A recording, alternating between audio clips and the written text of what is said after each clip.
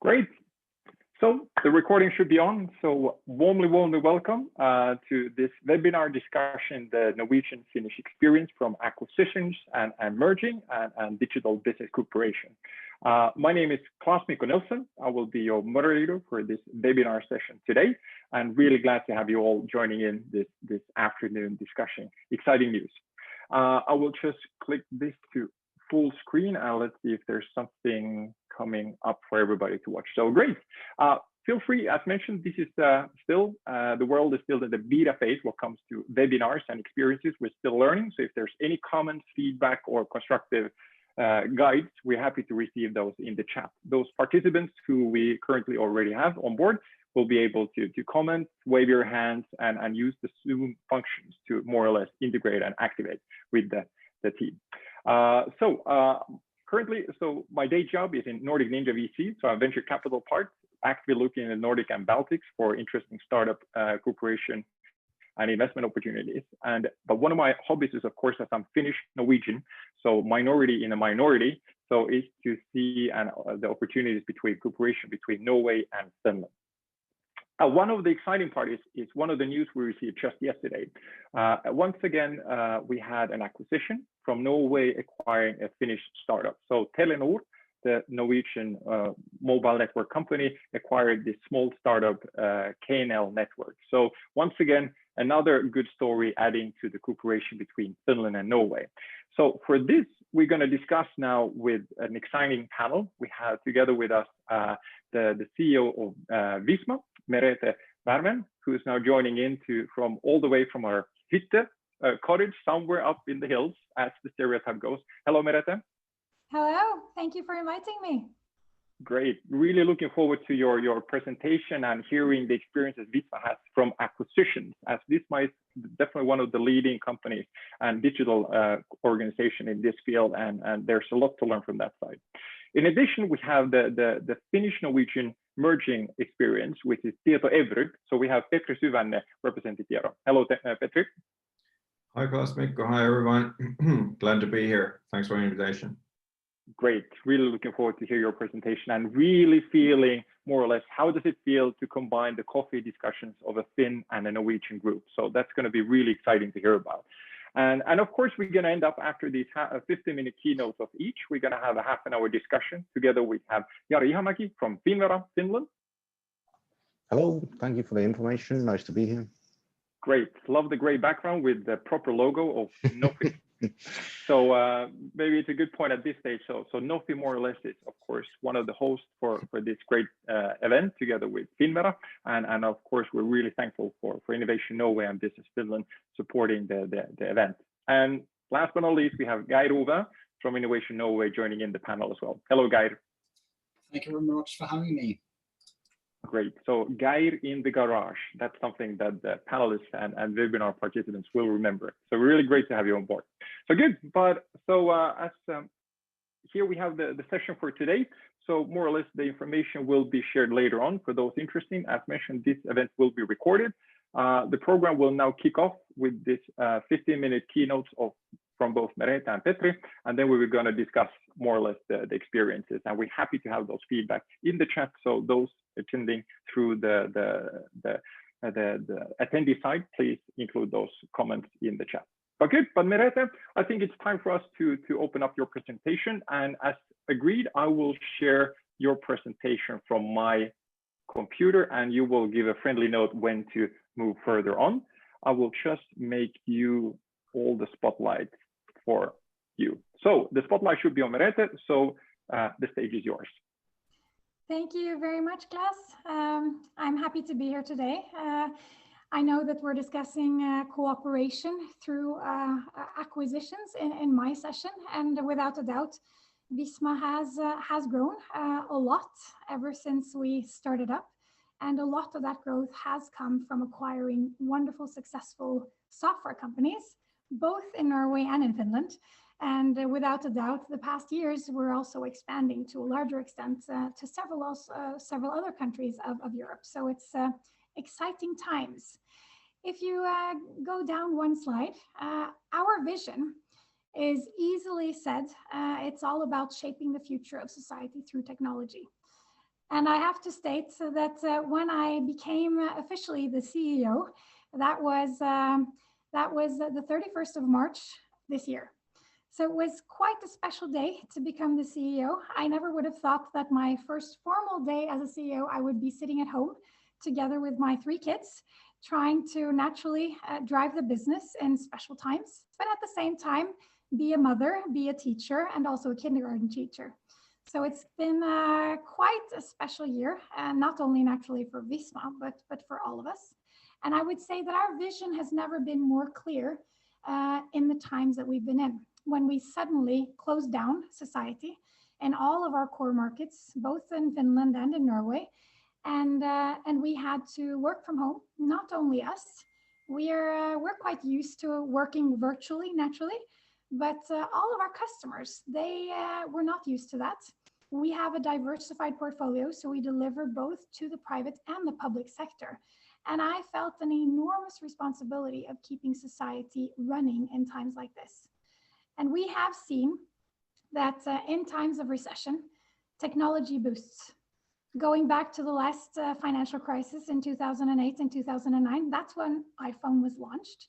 And we all know the effect of that. In the weeks where our countries shut down, there was a lot of researchers looking at the developments, and they stated that we made a technology lift in 3 weeks that otherwise would have taken 10 years. So we have without a doubt seen an extreme boost in our modern cloud ERP products that we are delivering. Everything making working from home easier, like e-signatures, e-invoices, all of these digital movements, they have gotten a boost because everyone who had the possibility of working from home, they definitely suddenly had to take the new technology in use.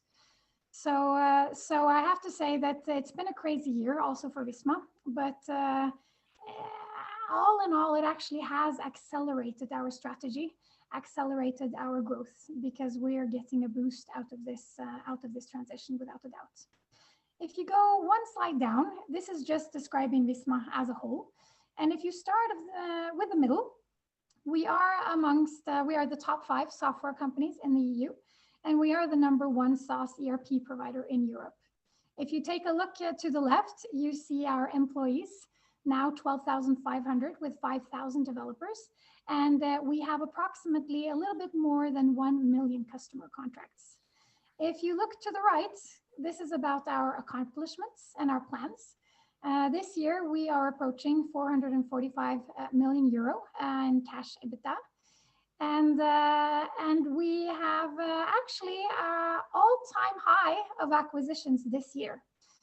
In times of recession, naturally, all of us have to be aware of where we spend our cost. But at the same time, I also truly believe, and we have been working a lot with this, in investing for the future. So all in all this year, talking about acquisitions, we have acquired 33 companies. And that is by far the largest number of acquisitions that we have ever done. And I guess there are several reasons to that. But when you see the technological development, we do see a lot more exciting companies that are growing up there that really fit to the Visma family and fit our strategy.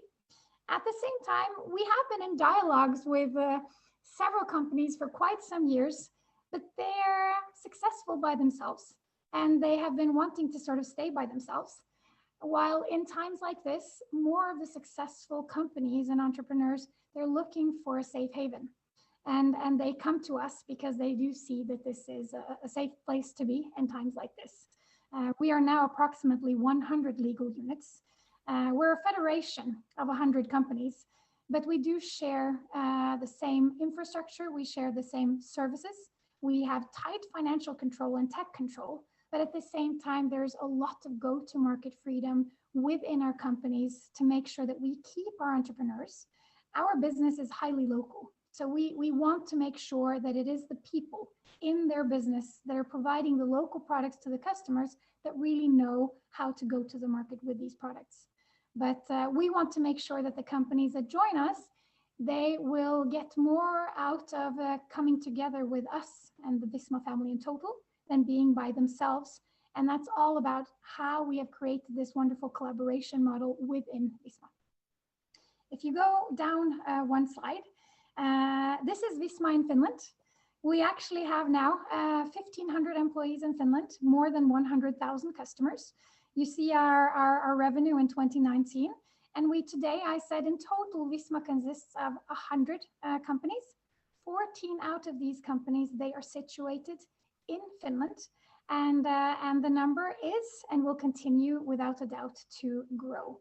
Already now in December, we have hired a new M&A manager that will really also boost more targets in Finland, because it's a really, really interesting core market for us, which is highly tech savvy, same as in Norway. Was that located in Finland or somewhere Nordics, that M&A? In Finland, in Helsinki. Perfect, thank you. Yes. Thank you very much. If you go down one slide, I have to say that we're quite proud of the historical development in the firm. Looking at our CAGR, we have had an average revenue increase of 21% and an EBITDA increase, profitability increase of 28% year over year. So historically, when we look at the companies that we do acquire, we see that on average, they grow more organically, both on top and bottom line after becoming a part of Visma. And at the same time, we continue to acquire a lot of companies, also boosting our growth. So I'm quite confident going into 2021 that this graph that we're so proud of will continue into the future. And if you go down to sort of the main topic of the day, it's all about the equity story and how we make each individual company within Visma more by being a part of the Visma family. I would say that the main reason behind our success is twofold. The first part of it, which is really, really important, it is our strategic positioning. We do deliver mission critical products with really local rules and regulations. So we enter into small markets like Finland, like Norway, that have their weird local rules and regulations, and we make products that really fit this country. And it's products that you need in good and bad times. Therefore, you can't see the previous recessions or this current recession hitting into our numbers, because now more than ever, I guess it's really important that the businesses have payroll systems, have economic systems, have management information systems that really, really work, that flow, that give you data early on to really act on facts to make sure that you make decisions which is good for the firm. We have our core markets. They're based in local strong governments. So if you look across our board, where Nordics and also the Netherlands is sort of the largest part of our core markets today, we see that the number of bankruptcies have actually not increased this year. And the reason behind that is we do have strong local governments, which is actually helping the businesses survive to make sure that society keeps running. And that is a part of our strategy, going where it's actually entering into markets where this does not hit to the same extent. We have a highly diversified customer base, both delivering to the private and the public sector. And also going back to the responsibility that I felt that we've had to keep society running with all of our school systems, health systems. If that would have broken down when everyone was working from home and all the students were home as well, and the healthcare system didn't work, that would have been a huge problem, without a doubt. We like to be in a big fish in a small pond.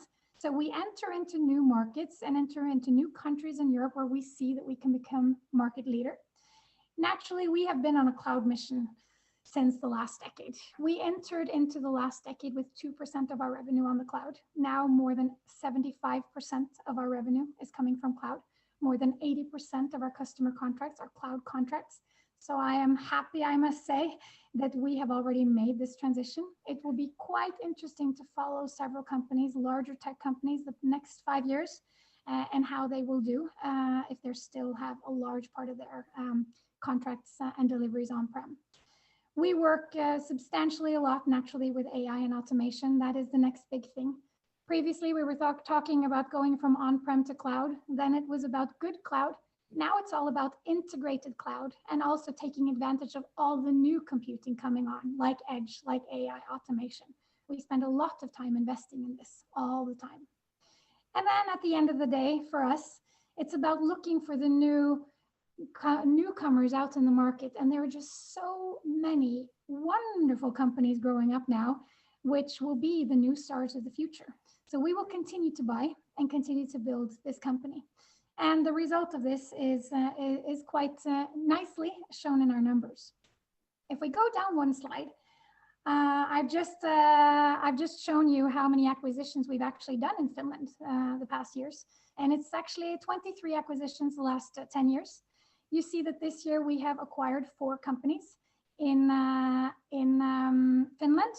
And with our new M&A manager starting in December, I can already now promise you, I would say that we will acquire more than 4 companies in Finland next year. That is at least what I'm projecting. If we go to the next slide, thank you. When we acquire companies, I usually say it's sort of the same as when you recruit talents.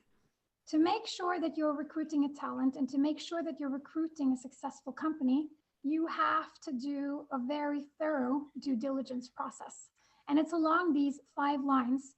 So we dig into naturally the financials, trying to figure out if the net financials today, if the historical financial performance has a revenue and an EBITDA model that really is quite stable for the future. So we're looking for recurring revenue, not one-off revenue from hourly based.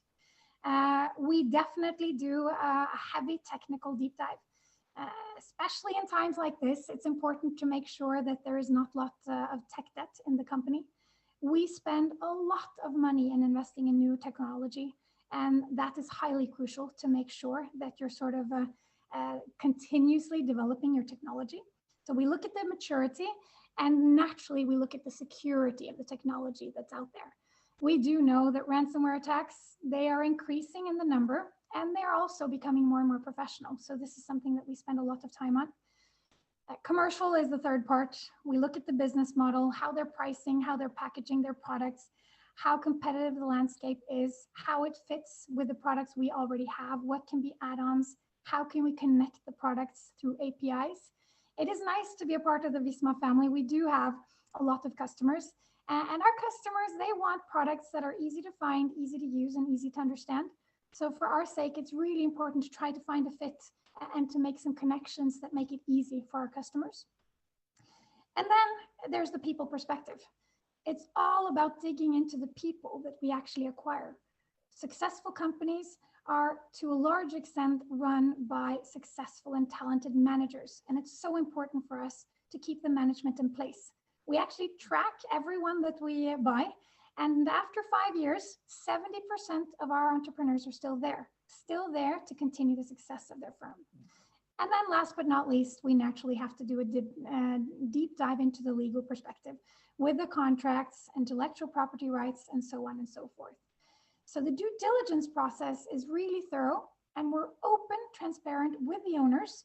So we build a strategy on how we will integrate these wonderful companies when they become a part of Visma. And it's not a one-size-fits-all. We do it differently every single time. And why is that? Well, we're looking for the gold within the company. What makes this specific company a success? And that is different. And what are they expecting from becoming a part of the Visma family? Sometimes they're expecting to build on our brand. Sometimes they're having difficulty recruiting. We help them out. Sometimes they can't afford the competence. We have people working around the business units that go in with highly efficient AI competence, automation competence, teams that go out and boost the growth within our different business units. So they are sort of coming into a family where we have things that they're usually missing before they enter.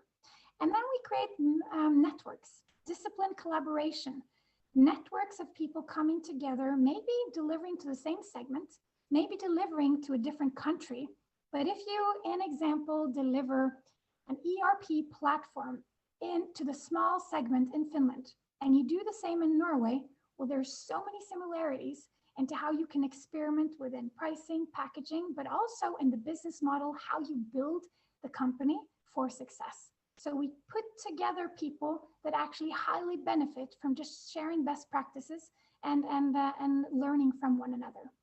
And if you go to the last and final slide, I know I only had 15 minutes. It states sort of all of the different methods that we do use every time we integrate companies. So we have companies which we have acquired that are nearly 100% standalone companies. They wanted to become a part of Visma, and naturally we help them out with financial control, tech control. They're in all the reporting lines. We help them out with recruitment and whatever they want, but they fit really well by standing alone and delivering their services and their solutions to the market by themselves. And then on the total opposite side, we have made acquisitions that are sort of a larger integration project where we actually integrate the company together with another firm that already exists in Visma. And that's due to maybe the product positioning, that might be due to the management wanting to quit. And all of these things we discuss up front, so everyone knows what's coming. Everyone is in agreement on both parties before we actually do that. So very open and transparent. And then we have a whole lot of hybrid solutions where we do some soft integrations where we see that that is fit.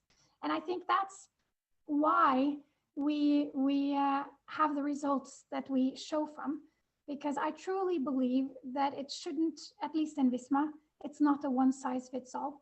We do make changes along the way and help out where we see it fit. And that's why it's different. The integration, the acquisition, it's done differently every single time. So I've been part of 150 acquisitions and integrations, and I can't state two that were similar. The closest similarities I have, I guess, are the standalones, but still there, I do see that we contribute differently, different value contributions every single time. So the last slide is just representing our values. I just wanted to run through how we do our DD process, who we are, and what the thoughts are for the future. I have to say that the future is bright. And in light of cooperation with Norway and Finland, I have always been working Nordically, and I've always really enjoyed the cooperation between Norwegians and Finns, because yes, we have different cultures, and people outside of the Nordics would say that we're 100% similar. We're not, but it's really easy to cooperate because we say what we mean, we're open and transparent, and that makes business easy. And it also fits our culture that is highly entrepreneurial, no job too big, no job too small. So one day I can be out selling Visma for 10 billion. This fall we did that. Another day I will be washing the coffee machine because it doesn't work. And that's the kind of culture we want. So that was my small 15 presentation. Thank you so much, Merete. This is super exciting, and wow, that is a huge number. I think we're going to get back to the total amount of companies that now, especially when it comes to the Norwegian-Finnish relations, what have been the unifying. And maybe if it's okay, we take it one quick question, which is also the comment in the chat from Amanda regarding the milestones. So is there something unifying these, for example, 23 companies in Finland? Is there something, some categories, some financial, anything that you could just give us a category? How do you see these acquisitions done? How I see them done, or what kind of similarities? Or like what interests you? What made it figure that it's these 23 that you acquired? Is there like a revenue is between 1 to 5 million euros and so on? Okay, yeah. In general, I would say we have made acquirements that are larger, but without a doubt, I see that we, to a larger and larger extent, acquire smaller but successful companies, typically having 1 to 5 mil. In revenue, but without a doubt already making profits.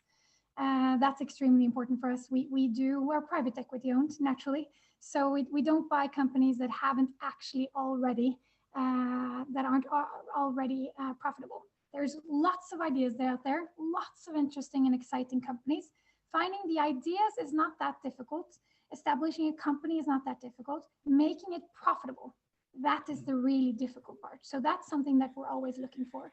And naturally, we're looking for a cultural fit, an entrepreneurial fit, and also naturally a fit that fits our strategic positioning, namely mission critical products delivering to our customers.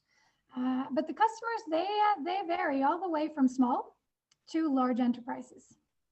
Very good. Thank you so much. Okay, I think we could continue here quite a long, but let's take a pause here and then continue with these were the acquisition experience. And then Petri, let's put the spotlight on you.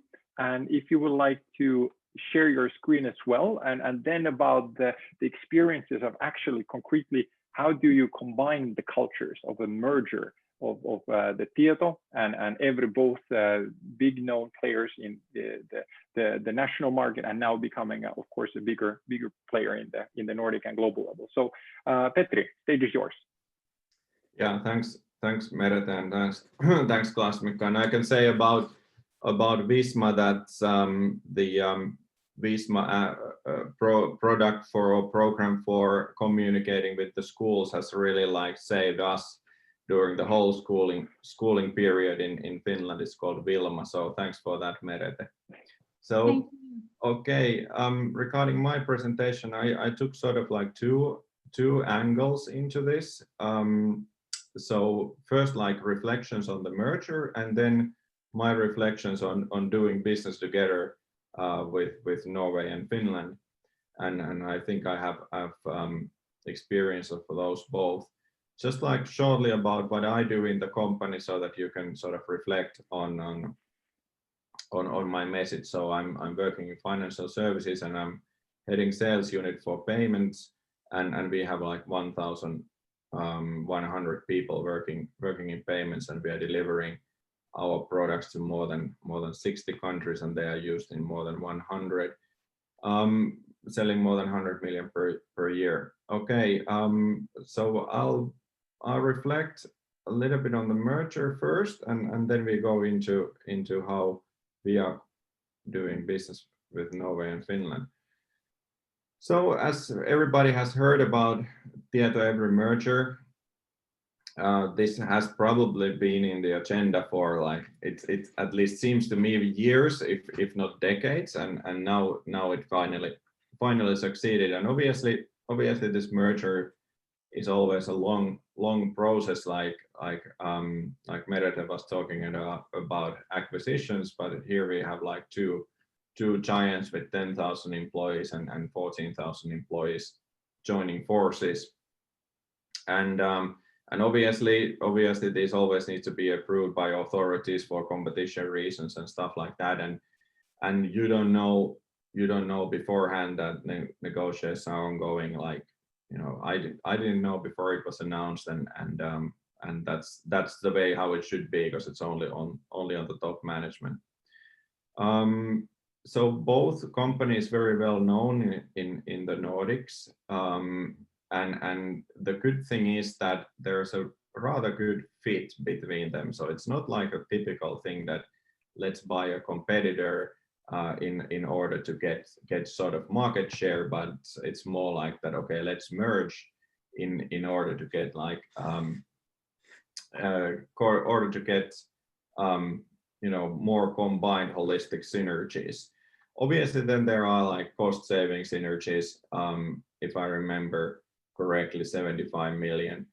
But then going just to the rationale in the merger first, and so the purpose was to, of course, create a leading Nordic digital services company, complementing markets and services that we discussed, and especially in our area. So it sort of like feels that all the services are slipping among each other very nicely, and that's the same thing for the rest of the company, but I think that especially in financial services this is happening.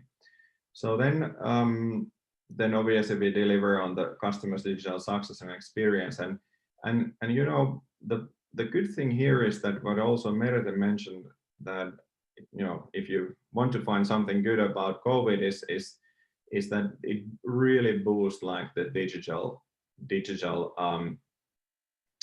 experience and tech boost on every aspect, because I mean everybody needs to work from home. You know, you need tools for that. All of a sudden people are talking about payments. Yeah, do you still use cash? But I mean, it's, you don't want to use cash, you want to use contactless payments. And it's from our point of view, it seemed that everything that we had like up and coming with the customers, you know, after the first you know, a couple of months of like figuring out how bad is the situation, they sort of leapfrog forward. And I think the digitalization took a huge leap forward with this area, and that's why TietoEVRY has been doing reasonably well in the current situation also. Then one important thing is, of course, like employees. Like this is definitely the opportunity, the merger for the opportunity for the employees to shape the future. And not only for the employees, it's also value creation for the shareholders, because, you know, obviously it needs to make sense financially. So but Merete was discussing values, and I have this internal value mapping exercise that the companies did, and the funny thing is that it quite well fits everything together. So sort of the way of working and values, and how do we approach risk and so forth. So that's sort of like, you know, even though it's a big merger, it's sort of a good thing that despite of all the cultural differences, people seem to be speaking the same language and doing the business in the same manner, and that I have found extremely positive. But let's discuss a little bit more that what is the new company like, and then I can start to reflect a little bit on the common business Finland and Norway. So we have 24,000 employees globally, and the turnover is approximately 3 billion, and we are servicing customers in 90 countries, and we have more than 10,000 customers. And I think that what is predominant on the TietoEVRY and is that we are always investing a lot in actual on the development of the technology, so R&D, and that's especially in our line of business is also something that makes a difference in the market, that we are ready to invest that much of our revenue into actually developing the services. So I mean, you can see our main locations here in the picture. So you know, Baltics and Nordics are obviously the main countries, and then we have different kinds of units and service centers in Czech, Ukraine, India, and China. But if you look from my point of view, so there are give or take 20 people working in my sales unit, and then I needed to write them down that how many countries are my people. So we have people in Finland, Norway, South Africa, Russia, Ukraine, Latvia, and India, and Sweden, and this is like so we are in 8 countries in just on my unit. So I guess that sort of like describes that how global the business is already.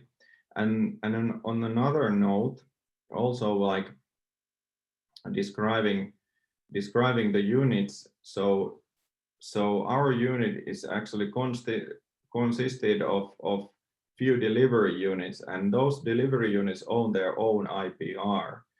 And actually the delivery units are located in Latvia and Norway.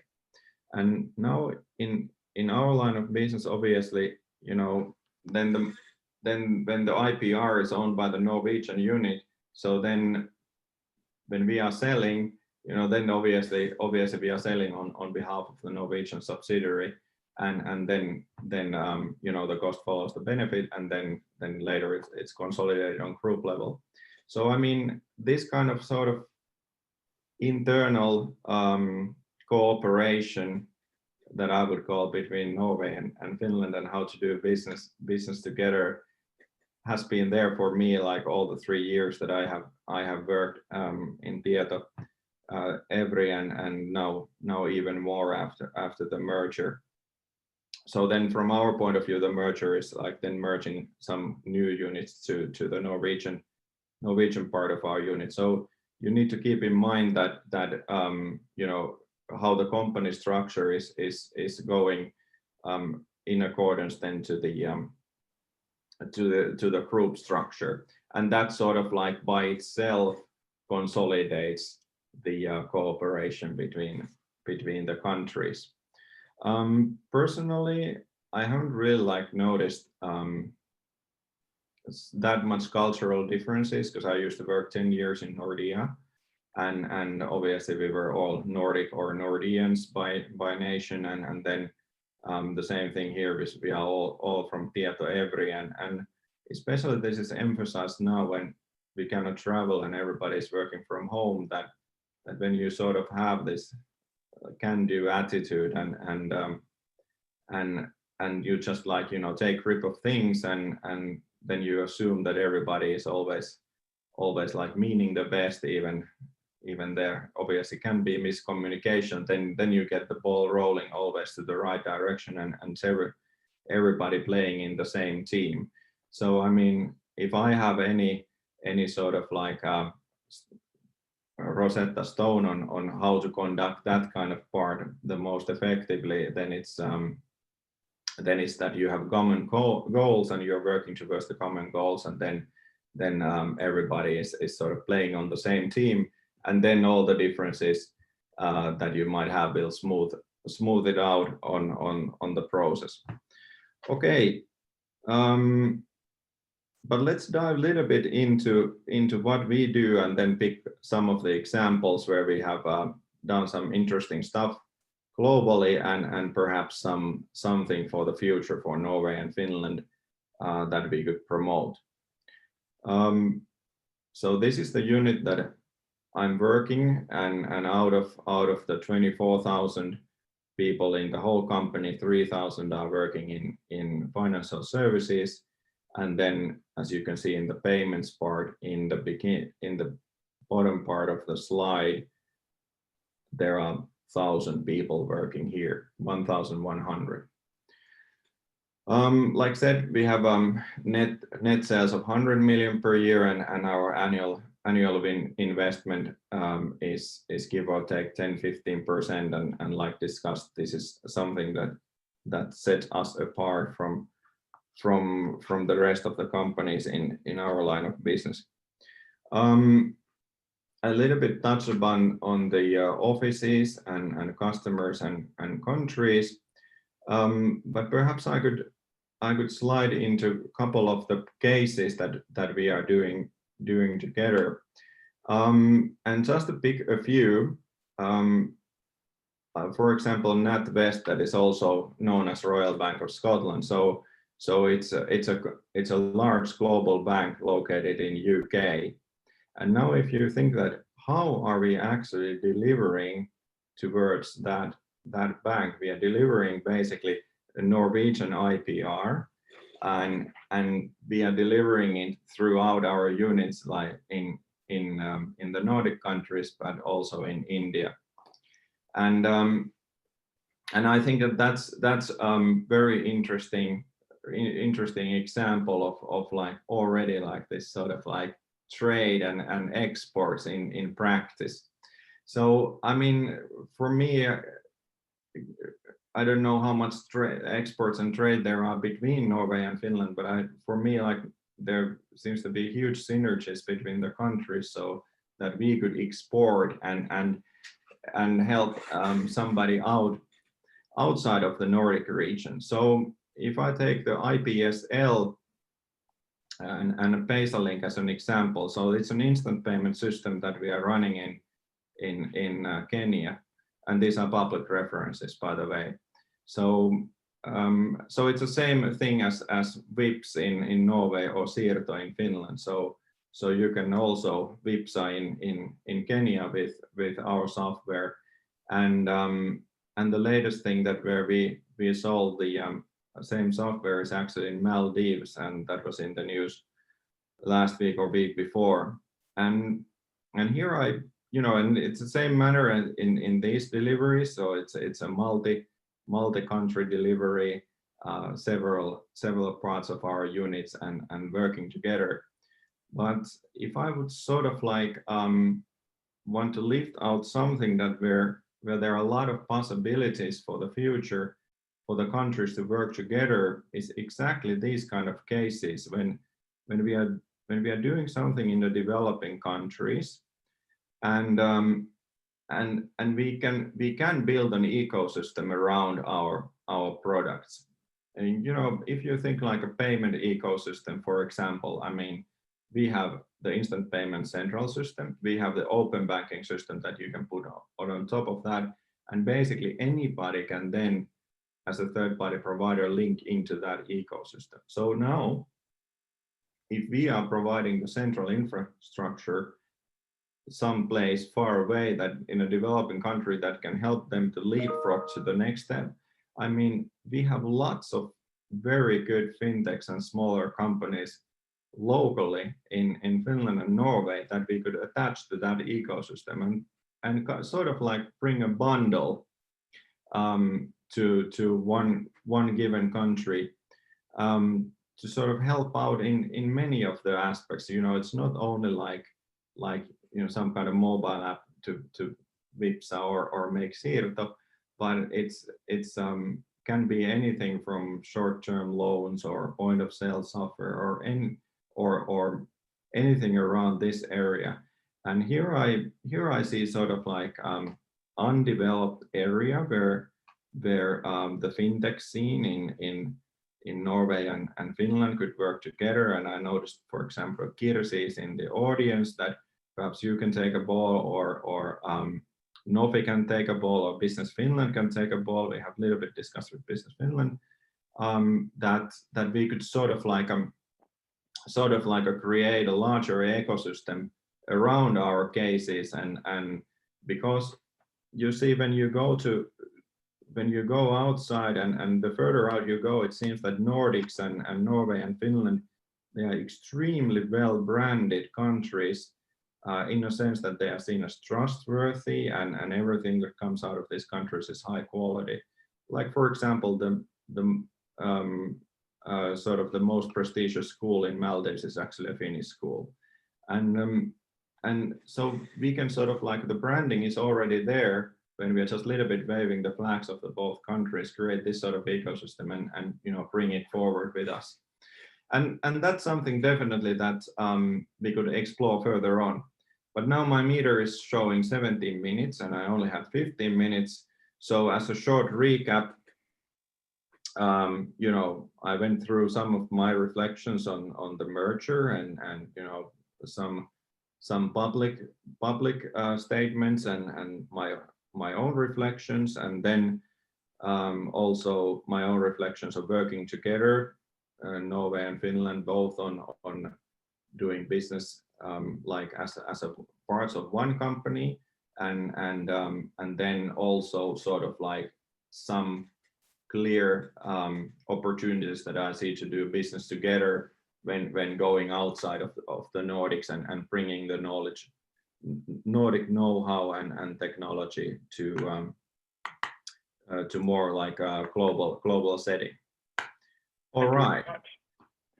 Thank you very much, Petri. That is excellent summary. So maybe we'll take it from there and move over to the panel. So maybe you could stop the screen share and we'll just fill the screen with some additional stuff. Thank you so much. Welcome. And let's see here. Here we go. So now we should have, so thank you so much. And once again, it felt like I had almost a sense of some kind of emotional part from Petri getting to this kind of a Nordic cooperation. So I think I'm going to edit some nice violin music just in the background to get the souls out of it. and Kirsi is already typing that. Let's continue the discussion with the ecosystem. Perfect. Great stuff. So this is of course on the upper level, and combining that with the Visma's experience from acquiring your experience from actually merging. Both are same elements.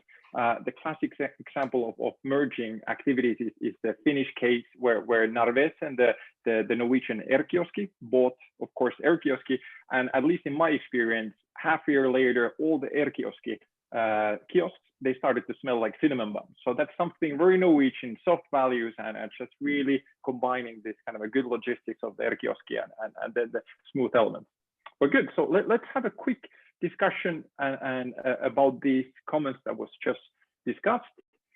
And as mentioned, you should hopefully see my screen now, and then the panelists as well. Let me include everybody as spotlight. Let's see if this works. And we have Jari and Geir joining the session as well. Yes. And yeah, and just perfect. Everybody should be there, more or less. Hopefully, if not, then just feel free to comment. So as mentioned, so we have Jari and Geir, so both from this kind of a supportive organization as well. So let's focus on and reflect on the feedback we just received from Merete and Petri. So Jari, Finvera services regarding these areas. So how do you see currently the Norwegian activity in Finland? If you could reflect on your subjective point of view. Yes. So thank you, Petri, presentation.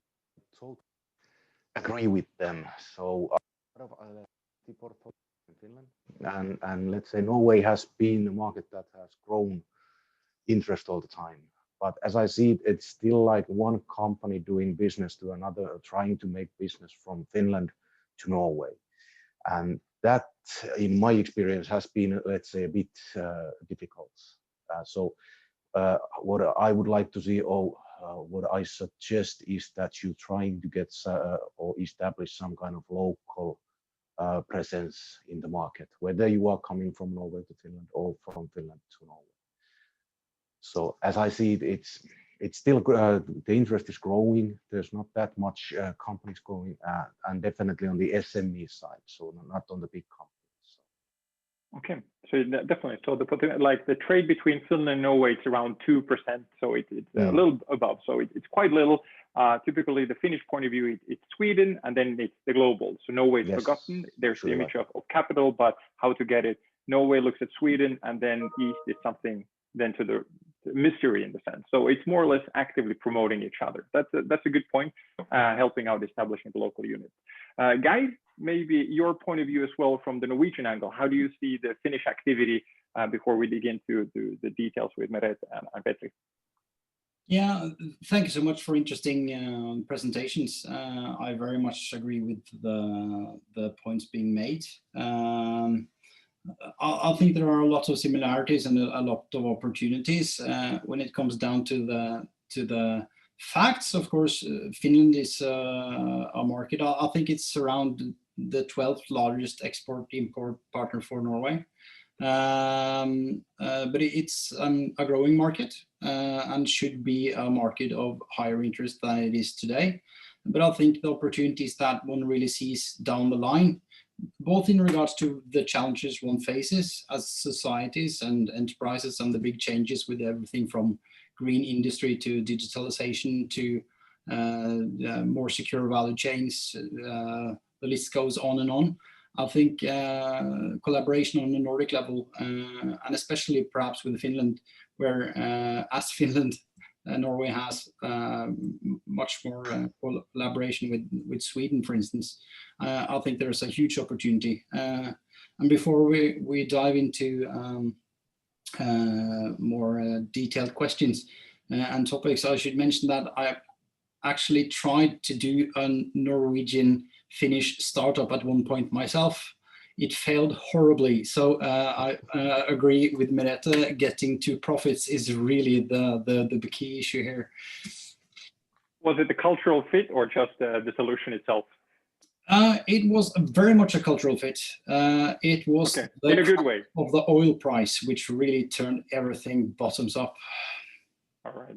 Okay, thank you for sharing that. Maybe we'll own a separate webinar just discussing the experiences learned from Finnish-Norwegian business experiences. So that's a different topic, but thank you so much. As a small, quick question, Innovation Norway, they have their units around the world. Finland had one as well. That is now being taken down. So how do you see the activity and strategy? Are Finland and Norway no friends anymore, or what's the angle there? There's no bad blood, not at all. But it's true. We used to have an office in Finland that is being closed down.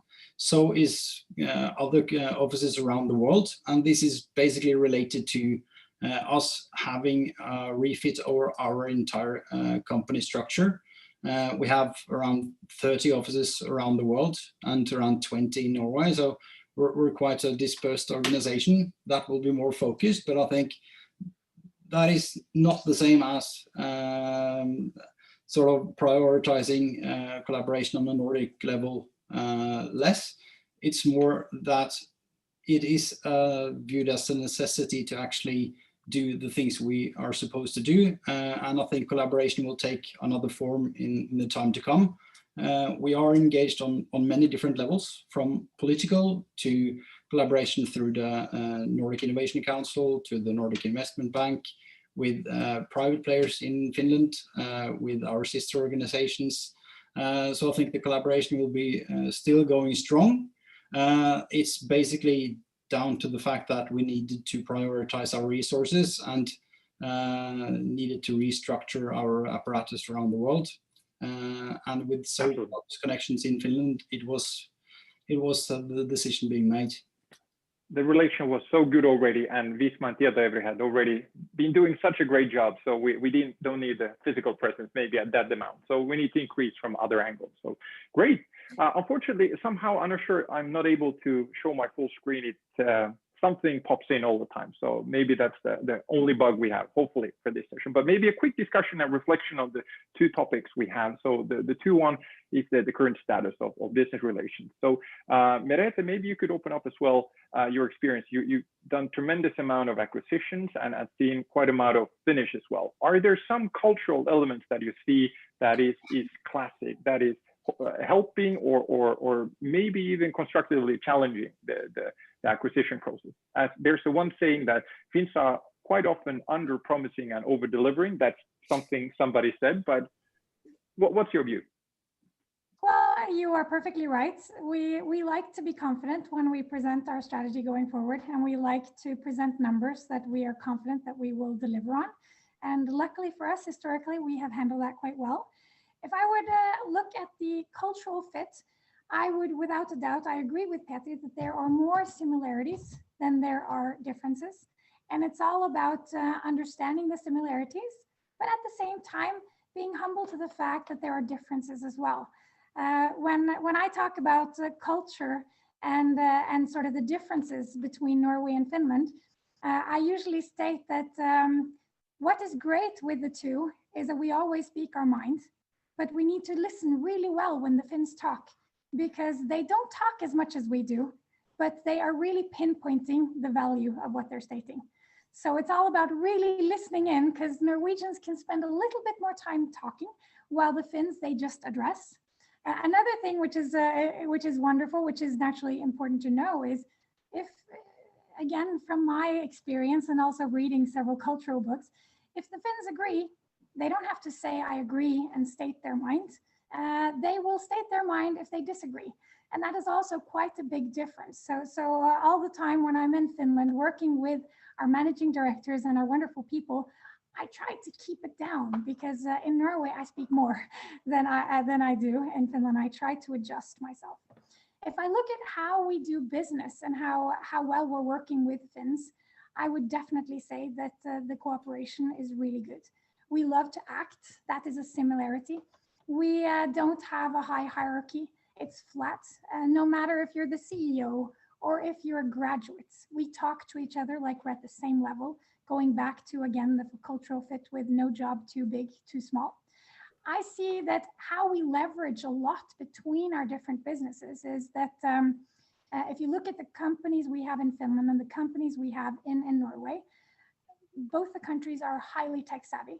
And we learned so much with regards to robotics, AI, optimization, taking the competence and the things we do in Finland and using that in the products in Norway and the other way around. So, and where we build and how we sort of invest in R&D and people, that just flows around the firm. But when you're supposed to deliver it and tailor it to the country, that does not flow to the same extent. Then you actually need a Finn in Finland to make sure that the products are adjusted to the local rules and regulations, but also to the habits that the people have. So it's all about sort of commercially taking it out. We need someone local. But in the back end, developing the products before we have to tailor it, that we can do all over.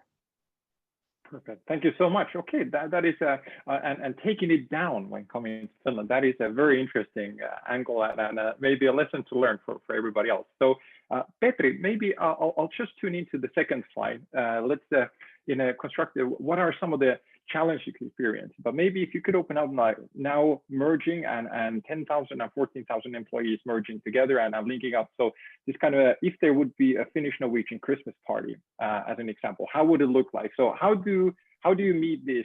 The Nordics are so similar when you look at the global level, but those small nuances, as Merete just mentioned, would you like to highlight some of your experiences? Well, I mean, I would have. Are you preparing for a diplomatic answer? Well, yeah. So I mean, we all have our stories, of course. But I'm one funny fact that I have noticed is that in Norway it's more common to have like these small celebrations with coffee and cake, and you know, office coffee and cake. So that's at least something that I have noticed. And then of course, like in the Christmas party, I guess it would be pretty much the same. But then you know, it's always starts the discussion that what is the certain food in different language, and then you're like, is it whitefish or mjös or kuha or what? And that's definitely something that's going to happen. I had one notion in the previous question, and just to point out that I mean, for me it's a little bit hard to sort of, and I'm spoiled of course because I'm working with so many countries, but it's a bit hard to sort of like see the borderlines between the countries, since you know, if you are delivering or selling something, it's always coming from so many countries and across the borders, especially in Nordics, because you know, you for example saw SEB in the slide, and you know, internally we are speaking English, and you know, it's not real English, but the English that we speak in the Nordics, and then we have few Americans and British, but obviously then I in certain cases with customers we speak the local language, so that's perhaps one of the differences, that Norwegians can speak Norway and the Swedes understand, but it doesn't really work for the Finns, and I have had my share of those meetings. Sometimes a bit hard to follow up. So I think that one of the challenges that I would still point out that often, and I was listening to when you said about the fintechs and how hard it is for the startups to be profitable and stuff like that. But I mean, all honestly, like this is a very small market in a sense, and it's a very ready-made market. So everything is polished and moving efficiently, and customers asking for they don't send a large RFPs, but they sort of like send it. Can I have CVs of 2 guys that helped me with one of my projects? So I mean, and the language areas are small, in a sense that I think that why would you write a book in Finnish or in Norwegian? So why wouldn't you write it in English if it's focusing on any narrower sectors? Because the market is a lot wider outside of the border. So I think that the you know, the challenge that I have experienced is that we are perhaps too much focusing on the Nordics and not going just boldly outside. Very good. But you well pointed out. That's my sort of few key takeaways from different angles. Yeah, But you well pointed more or less like as this kind of a Nordic-made hashtag, which is one, especially in the startup market, is unifying and bringing. So going globally, it is the Nordics together, even new Nordics, including Estonia, Baltic. So new Nordics is included. So that is a good angle. Nordic-made, but take it global, because I mean Nordic has a prestige value on the brand, but then the real market is outside of the Nordics. That is definitely a sales brand. So anything happening. So especially in the startup level, that is it's Slush. It's a Nordic event, not a Helsinki event. So it's when it's physical in sense. Okay, but I think we need to start wrapping up. So maybe as last point, so Merete, if you could just like you mentioned the AI and software cloud in your elements of interest. So is there something you could, for those watching later now, that what kind of when should entrepreneurs contact you, or will you be scouting out independently for those new potential acquisitions? Well, it's like recruitment. We scout all the time because a lot of the really good ones, they're actually not looking for a new company to be acquired by a company. So we do scout, but at the same time, I have to say there is so many wonderful companies coming our way. And letting us know that they would like to go and enter into a dialogue. So we are always welcoming companies to contact us. We have an M&A, head of M&A, Sindre Tallerås Holen. He has approximately, I think, 20 meetings a week. So just thinking of us buying 33 companies so far this week. Now this year, I think we're approximately buying one company a week this year, thinking that a working year is 40 weeks. That means that we're at least having 5 times or 10 times as many conversations. So please reach out. We're always looking for successful companies that fit our strategic positioning. As a detail, is there somewhere this mapped on the Visma website, for example? Is there to look for more information? The Visma M&A, for example, is this available somewhere? Yes, just go on to our website, and there you will see the top management with Sindre and contact details. I also get a lot of people contacting me directly on LinkedIn. So it should be really simple to get a hold of us, and we will spend time to see if it's a good fit. Perfect. Thank you so much. Then Jari and Geir, maybe your angles as well. So Jari, what would be for those looking from Norway, looking at Finland, what would be the channels to look for potential new companies, digital cooperation opportunities? Is there something highlighting and summarizing the Finnish ecosystem well? Would you highlight? Well, that's a good question. A bit out of my, let's say, expertise, I would say. But a good point, of course, would be like Innovation Norway. We have Business Finland here in Finland, operating under the Team Finland umbrella. So Business Finland is also a part of that is the Invest in Finland process. So I would say that would be a good starting point. And then we do have locally this, let's say, technology that operate usually in a, let's say, quite a big city here in Finland, and they operate all over the Finland. They also have a good expertise on the local structure of the businesses, and would be a good starting point of finding, let's say, potential partners. And okay.